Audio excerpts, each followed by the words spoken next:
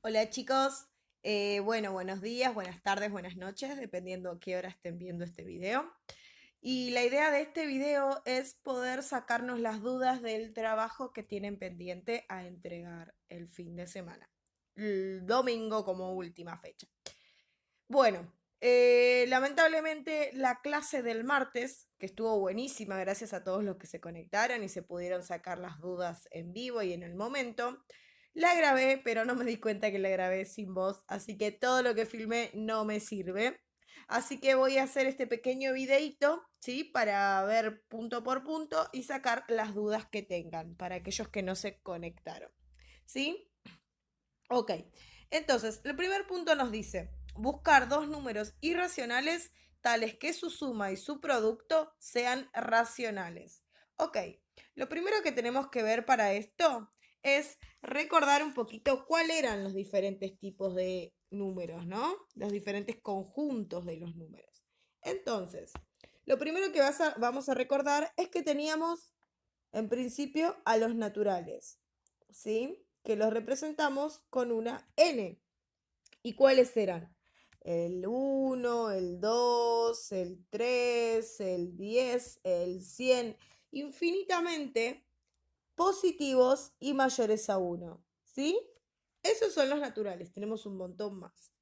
Después vienen los enteros, que los representamos con una Z, ¿sí? ¿Y cuáles serán los enteros? Los naturales sumado a los números negativos. Menos 1, menos 3, menos 10, menos 100. ¿Y a quién más? Incluido el cero, ¿sí? Entonces, los enteros son los negativos con el cero más los naturales. Por eso los dibujo como adentro, ¿sí? Los naturales están adentro de los enteros. Después, aquí tenemos a los racionales, ¿sí? Los racionales, ¿quiénes son? Son los que se pueden escribir como fracción. Por ejemplo, un medio, un quinto, ¿sí? O un decimal, 3,6. Son todos aquellos valores que se pueden escribir como fracción. ¿Estamos? Que los representamos con una Q, ¿sí? Después tenemos, en contrarios a estos, o sea, igual que como los enteros, a los racionales corresponden los fraccionarios, los enteros y los naturales. Todos están dentro de los racionales, ¿sí? Después tenemos a los irracionales, que los representamos con una I, y son todos aquellos números que no se pueden escribir como fracción, ¿sí? Por ejemplo, ¿a quién conocemos? A la raíz de 2. Si yo resuelvo la raíz de 2, me da un montón de dígitos detrás de la coma. Entonces, eso significa que yo no lo puedo transformar en una fracción. Entonces, no pertenece a los racionales, pertenece a los irracionales, ¿sí? Y como la raíz de 2 tenemos, qué sé yo, la raíz de 5, todos los números que no me den una raíz entera, ¿sí? O también tenemos al número pi, sé que alguna vez lo escucharon. O también tenemos al número e, que ese no sé si lo escucharon, pero ya lo van a conocer, ¿sí? Todos estos son los irracionales y hay muchos más, ¿sí? Raíz de 7, por ejemplo. Entonces, acá tenemos a los irracionales y a los racionales. La unión de todos ellos juntos son los reales, que los representamos con una R. Entonces, ¿quiénes son los reales? Es la unión de los irracionales con los racionales. ¿Y quiénes son los racionales? Los racionales involucran a las fracciones, a los números negativos y a los naturales. ¿Sí? Eso en un principio. Entonces, lo que nos pide el ejercicio es que teniendo dos valores irracionales, los multipliquemos y los sumemos, perdón por ese dedo, me estoy arreglando ahí, sumemos y multipliquemos dos valores irracionales que al resultado sea un racional. ¿sí? Sea una fracción, sea un negativo o sea un natural. Yo les propuse, por ejemplo, el martes, la opción de multiplicar, por ejemplo, raíz de 2 por raíz de 2. ¿Sí? ¿Qué me da esto? Raíz de 2 al cuadrado, ¿no? Estoy multiplicando dos veces el mismo término. Entonces, ¿qué pasa con esto? Y la potencia se va con la raíz, entonces me da 2. Buenísimo, ¿cumple? Sí, porque el 2 es un natural, entonces es un racional. Cumple la multiplicación. Pero ¿qué pasa con la suma? Yo tengo raíz de 2 más raíz de 2 y esto me da 2 raíz de 2. Y si lo resuelvo en la calculadora, me da un choclo gigante, ¿sí? ¿Qué significa que me dé un choclo? Y que también pertenece a los números irracionales. Me da 2,82, 84, ¿sí? Ya sé que no pertenece a los racionales, que es lo que estoy buscando, ¿sí? Así que este ejemplo, ¡pum!, no sirve. Me sirve la suma, pero no me sirve la multiplicación, pero no la suma, ¿sí? Y yo necesito encontrar dos valores que tanto la suma con la multiplicación lo logre, ¿sí?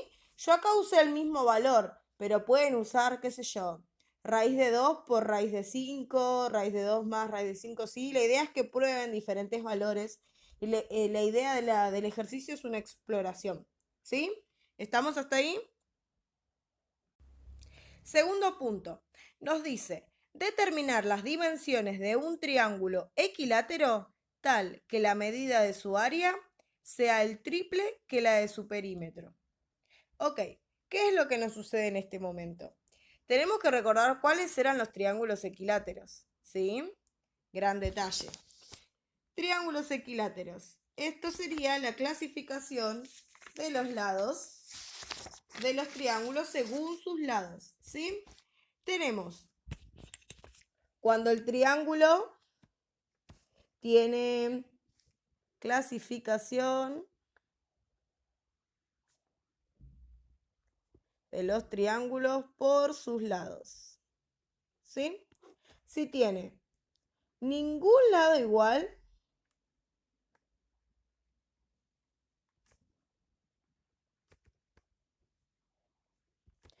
tiene un nombre. O sea, todos lados diferentes, ¿no? Si tiene dos lados diferentes y si tiene tres lados diferentes, dos lados iguales y si tiene tres lados iguales, ¿sí? ¿Cómo se llamaban? Bueno, en la clase virtual lo estuvimos debatiendo esto un poco, acá se los voy a decir. Cuando no tienen ningún lado igual, se llaman triángulos escalenos. Cuando tienen dos lados iguales, se llaman isósceles. Y cuando son tres lados iguales, se llama equilátero. Entonces el ejercicio nos propone un triángulo equilátero, ¿sí? O sea, que tiene tres lados iguales. Por ejemplo, yo dibujo este, ¿no? Que sé que este es igual a este y es igual a este. ¿Estamos? Entonces, nos pide determinar las dimensiones de un triángulo equilátero tal que la medida de su área sea el triple que la de su perímetro. Ok, importantísimo. ¿Cómo se calculaba el perímetro de un triángulo? Bueno, si este es el lado A, este es el lado B y este es el lado C, el perímetro se calcula haciendo A más B más C. En este caso, yo sé que A es igual a B y B es igual a C, entonces son todos iguales. Podríamos decir que el perímetro sería igual a 3A, ¿no? O 3B o 3C, como ejemplo.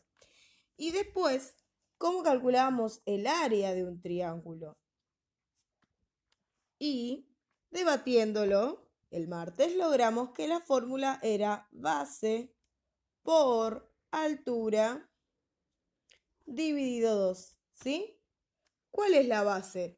Y yo me dice que averigüe, que consiga un triángulo que cumpla esto. Así que yo puedo elegir la base. Y si conozco la base, También conozco A, conozco B, ¿sí? O sea, el valor que yo le diga es el que va a cumplir todos los lados. Por ejemplo, si yo digo que mi triángulo vale 5, el lado A vale 5, entonces B vale 5 y C vale 5. ¿Estamos? Entonces, el área, acá, ¿cuánto sería el perímetro si vale 5? 5 por 3, 15. ¿Sí? Acá me valdría 15. ¿Y el área cuánto me valdría? Bueno, el triángulo, el área, ¿cuánto es la base? 5. ¿Y la altura? Esto dividido 2. Y me falta la altura, ¿sí? ¿Cómo consigo la altura de este triángulo? Bueno, lo que sucede es que la altura no es esta, ¿sí? Ojo, no es este lado. Yo para saber el lado, acá, no lo tomo desde acá, ¿sí? El valor recto, este va a ser la altura. Tengo que averiguar este lado, pero yo no lo conozco. Yo conozco este, ¿y este lo conozco? Sí, justamente lo conozco. Es la mitad de mi lado, ¿sí? Si todo esto vale 5, la mitad vale 2,5. ¿Por qué? Porque estamos bisecando el ángulo y biseca justo a la mitad del segmento. Entonces, ¿qué logra? Que el segmento se parta exactamente a la mitad del triángulo y a su vez que forme ángulos rectos, ¿sí? Entonces, ¿qué sabemos? Que en mi nuevo triangulito, me lo dibujo acá, este es el lado que no conozco. Este es este, vale 5. Y este es la mitad del segmento de la base. Entonces, vale 2,5. ¿Y qué más sé? Que esto es un rectángulo, o sea, un triángulo rectángulo que tiene un ángulo de 90. Entonces, conociendo todo eso, ¿qué puedo usar? Pitágoras, ¿no? ¿Qué decía Pitágoras? Que a muchos de sus compañeros lo hicieron en tutoriales. Pitágoras. Pitágoras decía que si teníamos un triángulo rectángulo, ¿sí? O sea, con ángulo de 90, podíamos averiguar el lado que nos falta haciendo, por ejemplo, la hipotenusa al cuadrado es igual al cateto al cuadrado más el otro cateto al cuadrado. ¿Sí? ¿Cuáles son los catetos? 2,5 y el ángulo que no conozco. Ojo, 5 es la hipotenusa, es el lado más largo del triángulo. ¿Estamos hasta ahí? Entonces, hipotenusa, ¿quién es? 5 al cuadrado es igual. El cateto, uno de los catetos, ¿cuál es? 2,5 al cuadrado. ¿Y cuánto vale C? Bueno, justamente es el valor que no conozco, ¿sí? C al cuadrado. 5 por 5, 25. 2,5 al cuadrado, 625. Más C al cuadrado. Entonces, ¿qué tenemos ahora? Una ecuación en la que resolvemos, bueno, pasamos 25 menos 625 es igual a C al cuadrado, ¿sí? ¿Cuánto me da esto? 18,75 es igual a C al cuadrado. ¿Cómo pasaba esta potencia de 2? ¿Estoy filmando? Sí. Esta potencia de 2 se pasaba como raíz, ¿sí? Lo contrario, 18. Entonces, ¿qué nos pide la raíz de 18,75? Eso va a valer C. Entonces, ¿cuánto vale C? 4,33. Plim, plim, plim. Ese sería el valor de C. ¿Estamos? ¿Para qué saqué esto yo? Para conseguir la altura. Así que, ojo, ahí no terminó. Lo tengo que reemplazar acá en la altura. ¿Sí? O sea, que el área del triángulo de base 5 que yo propuse es la base 5 por la altura 4,33 vamos a ponerle. Dividido 2. ¿Cuánto vale?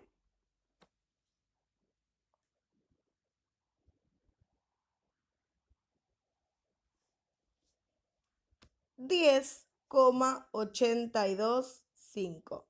¿Sí? Esta es el área. Ok, ¿qué sucede con lo que yo encontré? Yo encontré el valor del área y el valor del perímetro, pero el ejercicio me pedía determinar las dimensiones de un triángulo equilátero tal que la medida de su área sea el triple que la de su perímetro. ¿Se cumple acá? El área. ¿El área es el triple que el perímetro? Y claramente no, porque para que esto se cumpla, ¿cuánto debería valer mi área? Y 45, porque sería 15 por 3. Y mi área vale 10, ¿sí? Ok, tal como en el ejercicio 1, esto es para que exploren. Fíjense a ver si lo consiguen, a ver si en vez de valer 5, vale 10, vale 15, vale 5,5, vale lo que ustedes quieran que valga, ¿sí? Esa es la idea, que exploren y logren si eso se puede cumplir. Si se puede cumplir, buenísimo, me escriben cuál es el triángulo con el que lograron que lo haga. Y si no se puede conseguir, me explican, no, no lo pude conseguir porque, plin, plin, plin.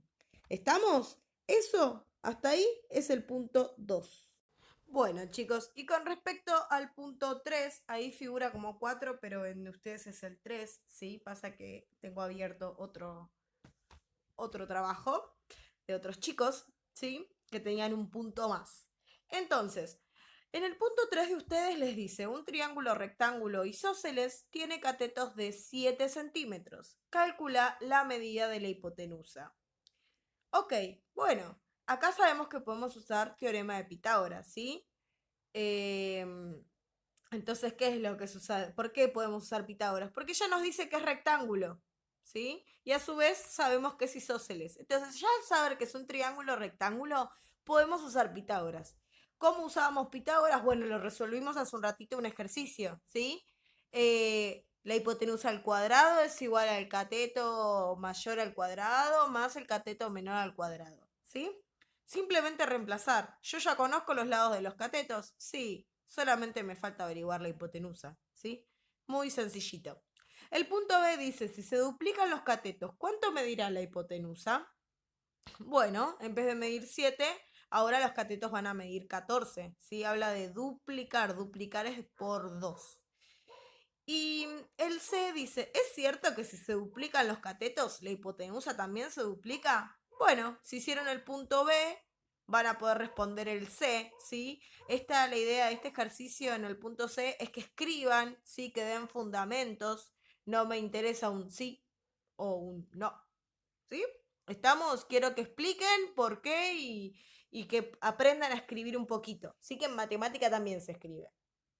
Y después, el punto 5, también muy similar. Calcula el valor de cada lado indicado con la letra A. Bueno, a veces falta la hipotenusa, a veces falta alguno de los catetos, ¿sí? La idea también es que estén cancheros, igual, y los tutoriales que hicieron de estos temas fueron varios, así que seguro que si no se acuerdan cómo era, pueden ver el tutorial de alguno de sus compas y lo van a poder resolver a la perfección, ¿sí? Esos son sencillitos. Y después, ustedes tenían un ejercicio para pensar lateralmente, ¿sí? ¿Qué es pensar lateralmente? Y pensar con lógica desde otro punto de vista, ¿sí? No siempre con la forma en la que nosotros pensamos, sino darle una vuelta de rosca para ver qué es lo que sucede, ¿sí? Acá tenemos dos opciones. Yo les había propuesto a ustedes primero el del ascensor, que dice que un hombre que vive en el 10.º piso, en el piso 10, para ir a trabajar, para ir a hacer las compras, todo, se sube al ascensor, va hasta la planta baja y se va del edificio. En cambio, cuando vuelve, sube al ascensor, va hasta el 7.º piso y el resto de los pisos los hace por la escalera. La pregunta es, ¿por qué? ¿Sí? Así que me pueden preguntar lo que quieran. No lo hace para hacer ejercicio, que ya lo había propuesto. ¿Sí?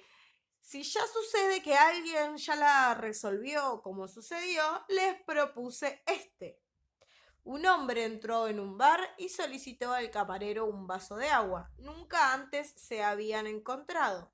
El cantinero sacó un arma de abajo del mostrador y apuntó al hombre. El hombre dijo gracias y se fue. ¿Por qué? ¿Sí? Y acá algo que quiero aclarar es que por más que le solicitó al camarero y el cantinero es el que sacó el arma, no va por ese lado, ¿sí? No importa que sean diferentes personas. El cantinero entendió que le pidieron un agua y no le dio el agua. ¿Qué hizo? Sacó un arma. ¿Por qué? ¿Sí? De ahí viene. Cuando dice nunca antes se habían encontrado, se refiere a que no se conocían, ¿sí?